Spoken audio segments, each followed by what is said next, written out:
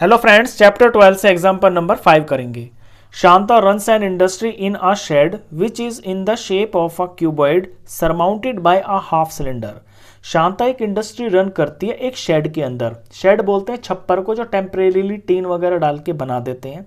इसकी शेप है क्यूबॉइड की, नीचे देखिए ये क्यूबॉइड की शेप है और इसके ऊपर जो है हाफ सिलेंडर से ऐसे छत बनाई हुई है। If the base of the shed is of dimension 7 metre into 15 metre, अगर इस शेड का जो बेस है उसके ये डायमेंशन दे रखे हैं, यानी लंबाई है 15 मीटर ऐसे और इसकी चौड़ाई है 7 मीटर ऐसे, and the height of the cuboidal portion is 8 metre, और इस क्यूबॉइडल पार्ट की हाइट 8 मीटर है। Find the volume of air that the shed can hold. तो बताइए ये शेड कितना हवा ऑक्यूपाई कर सकती है, कितनी हवा को ये होल्ड कर सकती है। एक चीज तो ये पूछी है। फर्दर इसके बाद suppose the machinery in the shed occupies a total space of 300 metre cube. मान लीजिए इसके अंदर एक मशीनरी है जो 300 मीटर क्यूब जगह को घेर लेती है, एंड देयर आर 20 वर्कर्स, और इसके अंदर 20 वर्कर्स हैं, each of whom occupy about 0.08 metre cube space, जिनमें से हर एक वर्कर लगभग इतना मीटर क्यूब स्पेस ऑक्यूपाई कर लेता है on an average. Then how much air is in the shed. तो फिर इस शेड के अंदर कितनी हवा होगी। यानी आपसे दो क्वेश्चन पूछे हैं।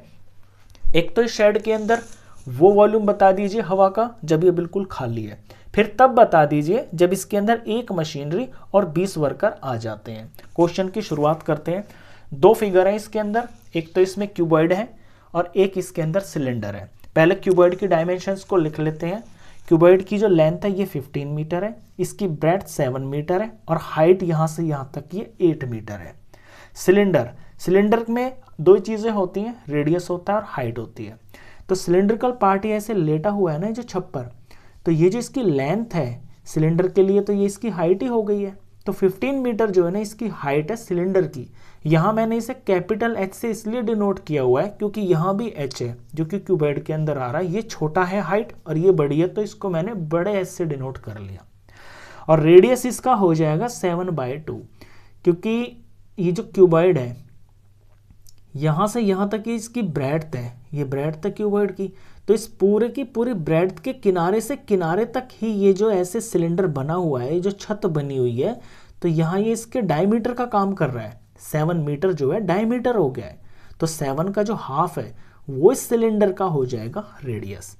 अब क्वेश्चन में हम अपना आंसर निकालते हैं। सबसे पहले मेरे को इसमें वो हवा का वॉल्यूम पता करना है जब ये खाली हो शेड।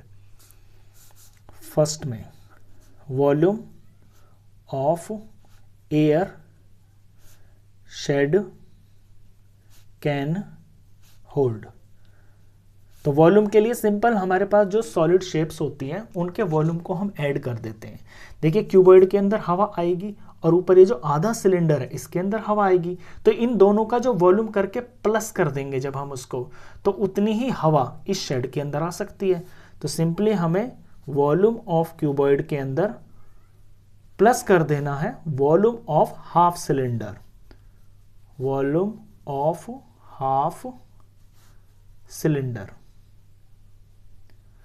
क्यूबॉइड का फॉर्मूला लिखते हैं पहले, ये होता है लेंथ इंटू ब्रेड्थ इंटू में height, plus volume of half cylinder, पहले तो मैं हाफ ही डाल देता हूँ यहाँ पे, और फिर मल्टीप्लाई में सिलेंडर का फॉर्मूला लिख देते हैं।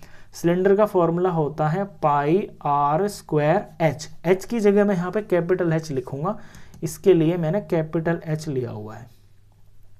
कॉमन इनमें कुछ आ नहीं रहा, तो डायरेक्ट इसके अंदर वैल्यूज फिल करते हैं। लेंथ ब्रेड्थ हाइट ये रखी 15, 7 और 8। 15 इंटू में 7 इंटू में 8, प्लस में यहाँ हाफ हो गया। पाई की जगह 22/7 लेना है, बुक में लिखा भी हुआ है, और अगर ना लिखा होता तब भी आप 22/7 ही लेते। आर सिलेंडर का 7/2 है, इसको 2 बार लिखेंगे क्योंकि इसका स्क्वायर हो रहा है, और इसकी जो हाइट है ये हाइट 15 मीटर है। सिंप्लीफाई कर देते हैं, 15, 7, 8 इनका प्रोडक्ट करेंगे तो ये 840 आ गया, प्लस में यहाँ 7 से 7 कट गया, और इस 2 से ये 22 कट के यहाँ 11 आ गया। तो ऊपर में 11 7 77, 77 को 15 से मल्टीप्लाई करेंगे तो ये 1155 आ जाएगा, और नीचे 2 2 ये 4 है। थोड़ा आगे और सिंप्लीफाई करते हैं। 840 के अंदर प्लस करना है इसका जो डिवाइड होके आएगा, डिवाइड आप कर लोगे, ये वैल्यू आएगी 288.75। अब इन दोनों को ऐड करते ही आंसर आएगा 1128.75। वॉल्यूम है तो यहाँ पे मीटर में क्यूब लगेगा यूनिट। ये तो तब का वॉल्यूम ऑफ एयर आ गया जब ये खाली है, इसके अंदर कुछ नहीं है। अभी हमें वॉल्यूम तब निकालना है जब इसके अंदर हम मशीनरी रख देंगे एक और 20 आदमियों को रख देंगे। तो अब इस बात को समझिए। लेट सपोज इसका शेड का जो वॉल्यूम है ये आ गया 1100 के आसपास। अगर मशीन यहाँ पे 300 स्पेस घेरती है और मैंने एक एजम्पशन मान लिया कि जो 20 लोग हैं वो यहाँ पे 100 मीटर क्यूब स्पेस घेर लेते हैं, एक एग्जांपल से बता रहा हूँ, और ये हो गया 400। तो 400 मीटर क्यूब जो स्पेस है ना वो तो इन दो चीज़ों ने ही घेर ली, तो इस 400 को ही हम 1100 में से माइनस कर देंगे।